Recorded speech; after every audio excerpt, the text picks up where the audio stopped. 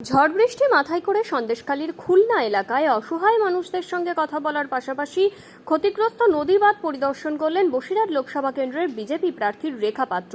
এদিন তিনি সাধারণ মানুষদের সঙ্গে কথা বলে তাদের অসহায় অবস্থার কথা শোনেন এবং তাদের এলাকায় নদী বাঁধের বর্তমান অবস্থা খতিয়ে দেখেন ও তাদের পাশে থাকার আশ্বাসও দেন।